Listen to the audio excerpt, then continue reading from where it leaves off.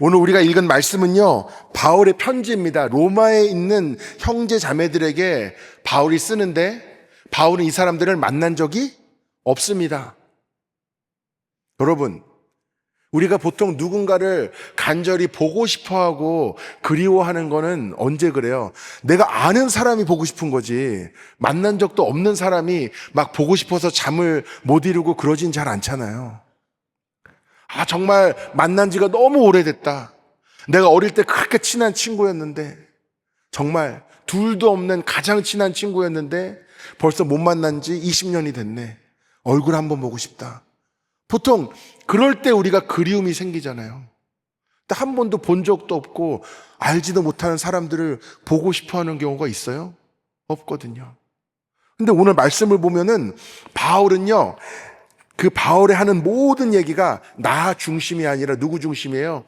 이 글을 읽는 사람들, 너희 모든 것이 지금 me, I가 아니라 you, 이 글을 읽는 사람들에게 모든 초점이 맞춰져 있는 것을 우리가 보게 됩니다. 그런데 우리가 알아야 될 게 뭐냐면, 이 바울이요, 그렇게 지금 녹록한 상황에서 이 글을 쓰고 있는 게 아니었거든요.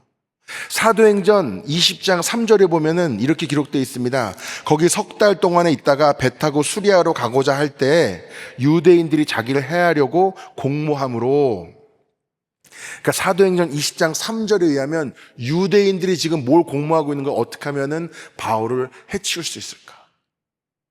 그러니까 지금 바울이 이 로마서를 쓰고 있는 상황은 안전하고 편안하고, 우리가 곳간에서 인심난다고 그러잖아요.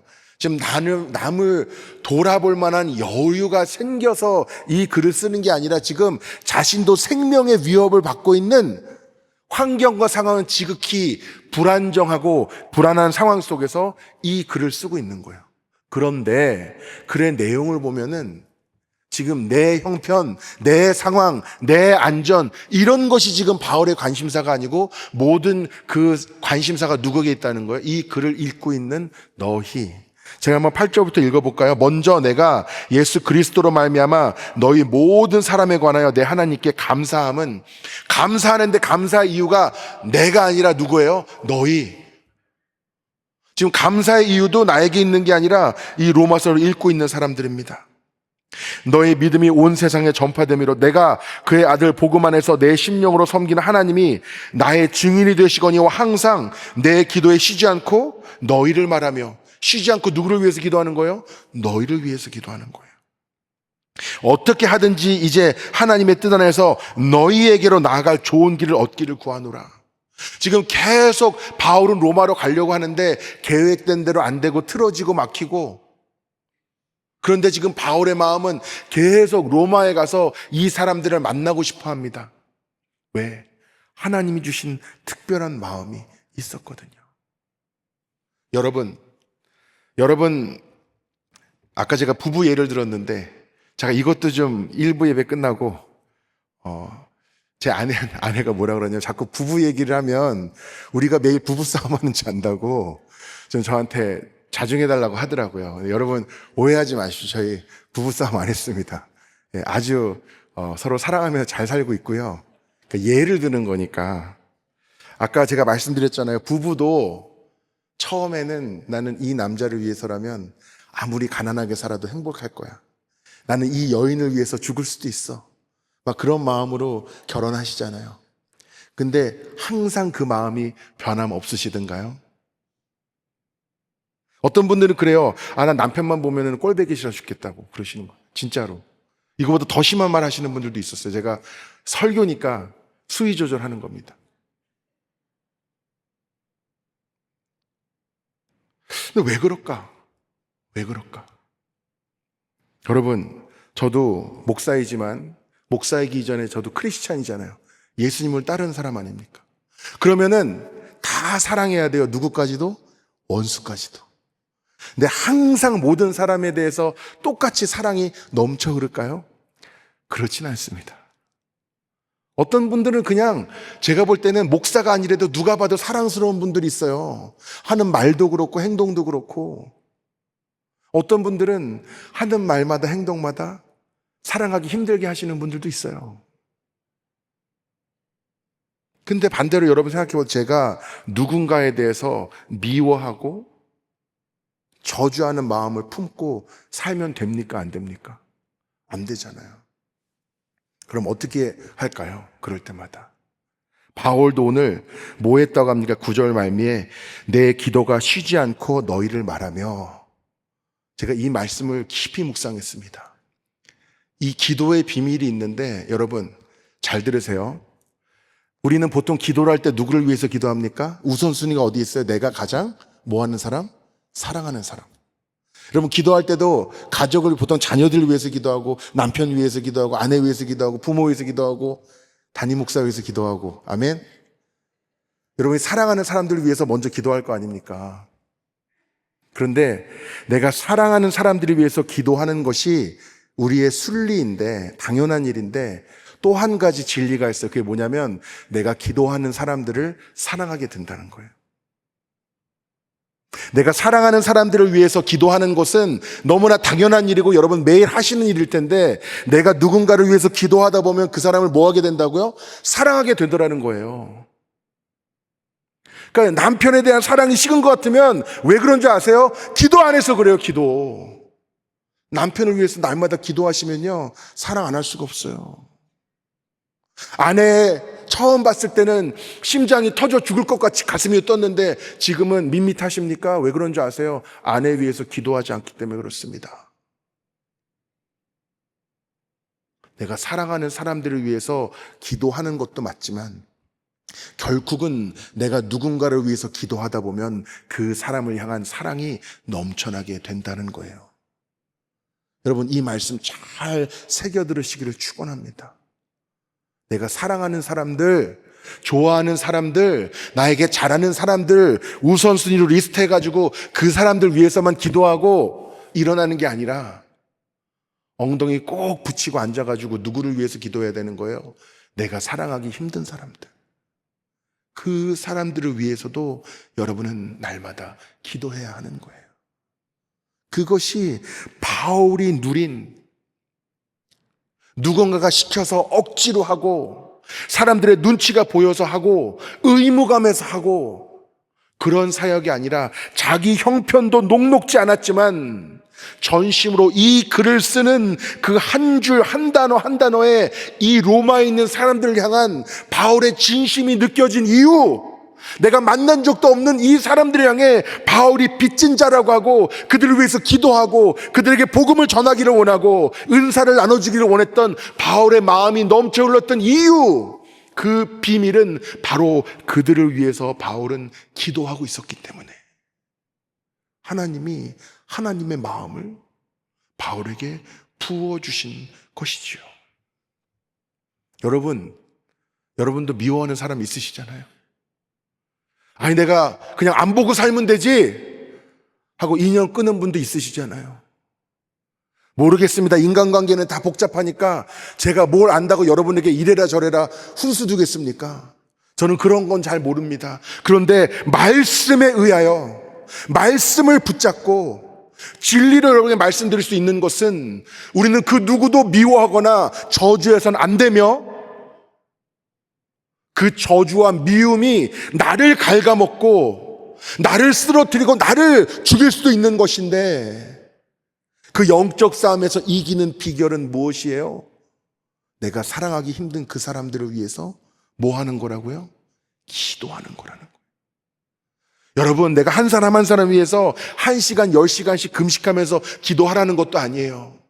날마다 시간을 구별하여서 내가 사랑하기 힘든 그 사람들 그 이름을 불러가며 기도하십시오.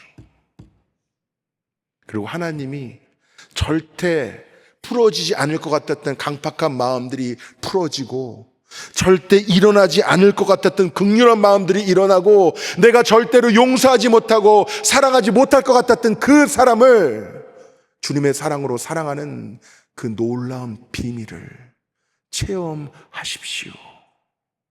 그것이 바로 바울이 극한 상황 가운데서도 한 번도 보정력이 없는 그 사람들, 아니 그 이전에 자신을 죽이겠다고 쫓아다니며 돌 던지는 죽이라고 소리치는 그 사람들까지도 미워하지 않고 저주하지 않고 그들에게도 사람으로 복음을 전할 수 있었던 그 바울의 비결은 무엇에 있다고요? 기도에 있다는 거예요. 그 기도를 통해 하나님의 마음이 부어졌다는 것입니다. 여러분, 교회 다니는 거 재미없을 때도 있으시죠? 이렇게 추운 날씨에 그냥 집에서 TV로 드릴까 고민하다가 나오신 분들도 계실지 모르겠습니다. 그런데 여러분, 하나님을 향한 마음도 마찬가지입니다. 그냥 가만히 있다고 하나님을 향한 사랑이 일어나고 마음이 일어나고 사명감이 생기는 것이 아닙니다. 결국 기도의 자리를 구별하고 기도의 자리를 지키는 자들에게 하나님이 주시는 은혜이고 사명이고 마음이라는 것을 깨달으시기를 간절히 축원합니다. 우리 교회는요, 하나님을 사랑하고 교회를 사랑하는 분들이 정말 많으세요. 일주일 내내 보이지 않는 곳에서 이 교회를 섬기는 분들이 정말 많으십니다. 그리고 제가 좀 뭐라고 칭찬하려고 그러면은 하지 말래요. 어차피 사람에게 인정받으려고 하는 거 아니라고. 왜 그렇습니까? 그거는 진짜 사람에게 인정받으려고 하는 게 아니에요. 왜 하는 겁니까? 하나님의 마음이 나에게 부어졌기 때문에. 여러분, 오늘 말씀 가운데 내 기도에 쉬지 않고 너희를 말하며, 이 바울의 고백이 여러분의 고백이 되시기를 간절히 축원합니다. 어떤 분들에게는 이 말씀이 가정의 화목함을 위한 기도 제목이 되실지도 모르겠어요. 제가 모르지만 때로는 가정에도 분란이 있을 때가 있습니다. 여러분, 그런 것들 가볍게 여기면 안 됩니다. 형제들도요, 한번 원수지면은 평생 죽을 때까지 등지고 사는 경우도 있습니다. 여러분, 그 이야기를 또 들어보면은 인간적으로는 그럴 만하다고 여길지도 몰라요. 그런데 하나님이 우리에게 주신 은혜, 하나님이 우리에게 주신 복음과 기쁜 소식은 그런 말씀이 아니잖아요. 어떤 죄를 졌을지라도 그들을 사랑하라고 주님이 말씀하셨지 않습니까? 바라옵기는 여러분도 바알과 같이 사랑이 넘치시기를, 그리고 기쁨으로 사명을 감당하시는 여러분이 되시기를 간절히 축원합니다. 허드슨 테일러라는 선교사가 있었습니다. 유명한 분이죠. 배를 타고 가고 있는데 거기서 피터라는 청년을 만났습니다. 이야기를 나누다가 복음을 전하고 또 이 피터가 은혜를 체험하는 아주 놀라운 순간들도 있었어요. 그런데 그러다 갑자기 첨벙 이런 소리가 들려서 나가보니까 이 피터라는 청년이 물에 빠진 거예요. 그래서 허우적거리면서 죽게 생겼어요. 다들 발 동동 구르며 어떻게 해서든 살려보려고 하는데 도무지 방법이 없어 보입니다. 근데 이 허드슨 세일러가 보니까 배에서 멀지 않은 곳에 중국 낚시꾼들이 있었던 거예요.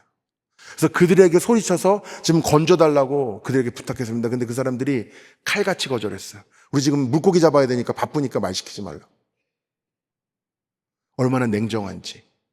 그래서 이것도 저도 안 되니까 허드슨 테일러가 내가 5불, 미화 5불을 줄 테니 좀 건져달라고. 그랬더니 그 낚시꾼들이 뭐라 그러는지 아십니까? 20불 안 주면 안 살리겠다고. 계속 신랑이하고 결국 내가 있는 거 다 줄 테니, 내가 14불 있는데 끌어모아서 다 줄 테니 제발 좀 건져달라고. 그래서 건져줬어요, 어부들이. 그런데 그때는 이미 때가 너무 늦어서 결국 이 피터는 살아나지 못했습니다. 그래서 그의 죽음을 슬퍼하는 이 허드슨 테일러 옆에서 어부들은 끝까지 약속한 돈 내놓으라고 그러고 있었답니다. 이 이야기를 제가 읽는데 어떻게 사람이 이럴 수가 있지, 이런 생각이 들더라고요. 어떻게 사람이 이럴 수가 있지. 어떻게 죽어가는 사람을 눈앞에 두고도 외면할 수가 있지. 어떻게 사람이 생사가 오가는 상황에서도 자신의 유익만을 따질 수가 있지? 이런 생각이 들었습니다. 그래서 디모데후서 3장 말씀이 떠오르더라고요. 말세에 고통하는 때가 이르러 사람들이 자기를 사랑하며 돈을 사랑하며, 이런 말씀이 떠올랐습니다. 말세, 마지막 때가 이르면 사람들은 자신을 사랑하고 돈을 사랑하는 것은 점점 명확하게 드러나는데, 하나님을 사랑하고 하나님이 사랑하는 그 영혼들을 향한 긍휼한 마음이 점점 사라지는 때가 마지막 때가 아닌가, 그런 생각도 들었습니다. 그런데요, 여러분, 어떻게 사람이 이렇게 냉정할 수 있지? 이렇게 자기밖에 모를 수 있지? 어떻게 죽어가는 영혼을 외면할 수가 있지? 저는 그것이 때로는 나의 모습이라는 것이 깨달아집니다. 왜? 복음은 good news, 이 기쁜 소식은 하나님이 바울에게만 주신 것이 아니라 누구에게도 주신 거예요? 저와 여러분에게도 주신 겁니다. 그리고 지금 우리 주변에는, 이 세상에는 주님을 알지 못해서, 이 기쁜 소식을 깨닫지 못해서 죽어가는 영혼들이 넘치고 넘칩니다.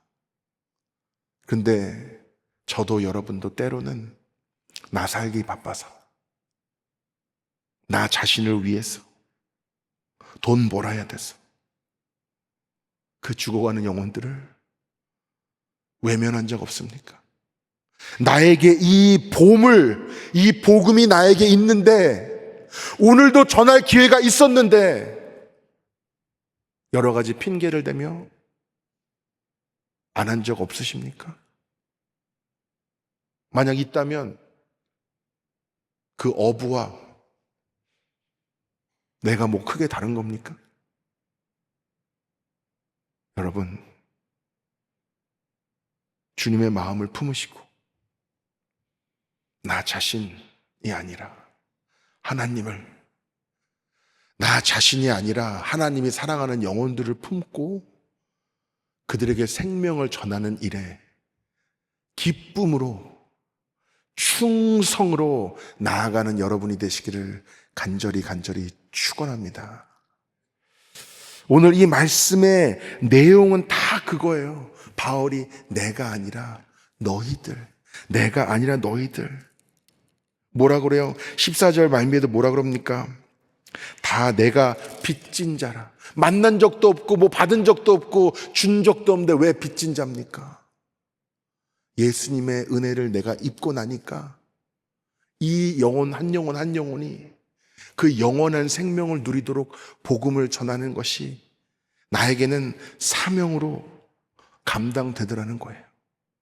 15절에 그러므로 내가 할 수 있는 대로 로마에 있는 너희에게도 복음을 전하기를 원하노라. 만난 적은 없지만 할 수 있는 대로, 주님이 허락하시는 대로 복음을 전하기를 원한다고 했습니다. 그리고 16절에 내가 복음을 부끄러워하지 아니하노니, 이 말씀이 나옵니다. 여러분, 저는요 보기보다 부끄러움을 많이 탑니다. 얼마 전에도 이 성탄 전야 예배 때 제가 반짝이 잠바를 입고 노래를 부른 적이 있어요. 굉장히 부끄러웠습니다. 어느 정도 부끄러웠냐면 다음날 알아 누울 정도로, 너무 저로서는 평생 해보지 못한 그런 거를 했어요. 제가 지금도 기억나는데, 나중에 이제 촛불 예배를 인도하려고 다시 가운을 갈아입고 제가 이렇게 점잖게 나왔는데 어떤 분이 뒤에서 오빠 이러시더라고요. 부끄러웠습니다. 그러면서 저는 이 말씀을 준비할 때 그 부끄러운 순간이 떠오르면서, 우리가 복음을 전할 때 우리가 컴포트 존이라고 하잖아요. 내가 편안하게 느끼는 그런 환경이 아니라 복음을 전하기 위해서는 내가 다소 불편하고 부끄러운 자리도 기꺼이 찾아가야겠구나, 이런 생각을 했거든요. 근데 이 말씀을 제가 준비하고 기도하면서 하나님이 저에게 주신 마음이 있습니다. 그것은 무엇이냐면, 이 16절 내가 복음을 부끄러워하지 아니하노니에서 이 부끄러움은 그런 부끄러움이 아니라는 거예요. 바울이 복음을 부끄러워하지 않는다고 했는데요, 바울이 받은 복음은 누구로부터 오는 복음입니까? 예수 그리스도. 예수 그리스도께서도 이 땅에 내려오셔서 저와 여러분을 위해서 부끄러움을 당하셨습니다. 어떤 부끄러움을 당하셨죠? 옥에 갇히시고, 몽둥이로 맞고, 피 흘리고, 그 얼굴에 침을 뱉고, 그리고 형국에는 십자가에 못 박혀 죽임을 당했습니다. 그것이 저와 여러분을 위해서 예수님이 당하신 부끄러움입니다. 바울은 그걸 너무나 잘 알죠. 그 예수님을 만났으니까. 그러니까 바울이 복음을 부끄러워하지 않겠다고 이야기하는 건요, 사람들 앞에서 조금 창피하더라도 복음 전하겠다, 이런 각오가 아니에요. 예수님이 이 세상 가운데 당하신 부끄러움, 십자가와 죽음, 그것이 나에게 닥쳐와 이 복음을 전하다가 나도 나의 십자가를 지게 될 수 있겠지만 세상은 나를 부끄러움의 자리로 이끌지언정 나는 끝까지 부끄러워하지 않겠다는 바울의 다짐인 거예요. 세상은 끊임없이 나를 모욕하고 창피를 주고 나를 무너뜨리고 비참하게 하려고 하겠지만, 설사 복음을 위해, 예수 그리스도를 위해 내가 그 자리에 서야 되는 그 순간이 나에게 닥쳐올지라도 사람들은 나를 부끄럽게 하려고 몸부림치겠지만 나는 끝까지 부끄러워하지 않겠습니다. 나는 복음을 자랑하겠습니다. 라는 바울의 믿음의 결단과 고백이 여기 있는 거예요. 그러니까 제가 뭐 무슨 옷을, 반짝이 옷을 입고 무슨 노래를 부르고 제가 진짜로 부끄러워지더라고요. 이 말씀의 의미가 어디 그거에 비교할 것인가 라는 생각이 들더라고요. 여기서 바울이 말하는 부끄러움은 자기가 세상에서 당할 수 있는 가장 큰 모욕과 고통과 죽음 가운데 놓일지라도 끝까지 그 복음을 부끄러워하지 않고 자랑하겠다는 바울의 믿음의 고백이잖아요. 근데 어제 조금 창피한 것 같다가 어디 제가 명함이라도 내밀겠냐고. 여러분, 내가 복음을 부끄러워하지 아니하노니 이 복음은 모든 믿는 자에게 구원을 주신 하나님의 능력이 됨이라. 먼저 있는 유대인에게 그리고 헬라인에게로다.